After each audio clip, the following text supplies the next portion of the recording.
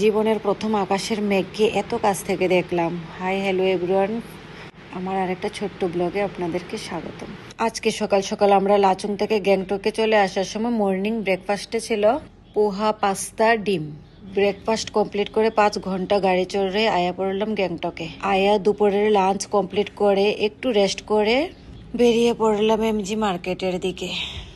আর MG মার্কেটে গিয়ে সবচেয়ে বড় অবাক করার বিষয় ছিল আকাশের মেঘ হাতে লাগছিল।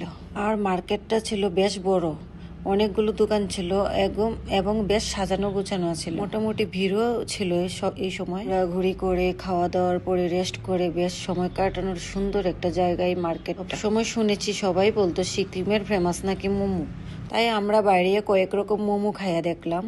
আর মোমোর প্রাইসটা ছিল ঠিকঠাকই। শুকনা মোমো ছিল 100 টাকা করে, আর সুপি মোমো ছিল 150 টাকা করে।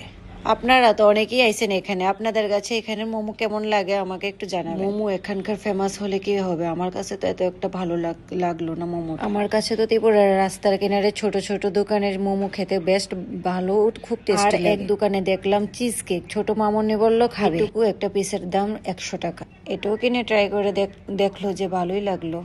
আর এই মার্কেটে সবকিছুরই দাম আমাদের ত্রিপুরার থেকে অনেকটা দাম। আর দাম তো হইবই, কারণ এটা পাহাড়ের উপরে দোকান, তারা নিচের থেকে সবকিছু এখানে এনে বিজনেস করতে হয়, স্বাভাবিক দাম হইবই। আর এখান থেকে কেনার মতো আমার কিছু, কারণ আমার সবকিছু আছে, এমন কিছু কেনার ছিল না, তাই আমি কিনছি না। একটু ঘুরে ফিরে খাওয়া দাওয়া করে যাদের যত টুকটাক কিনে চলে গেলাম। এই সুন্দর ফুলটার নাম লিলি, আমার বড় মেয়ের খুব পছন্দের ফুল। আমাদের ওইদিকে ফুলটার অনেক দাম, একটা স্টিক ফুলের দাম 200-300 টাকা, এখানে একটা স্টিকের দাম 20-30 টাকা। তারপর ঘোরাফেরা শেষ করে হোটেলে গিয়ে রাতের ডিনার কমপ্লিট করলাম।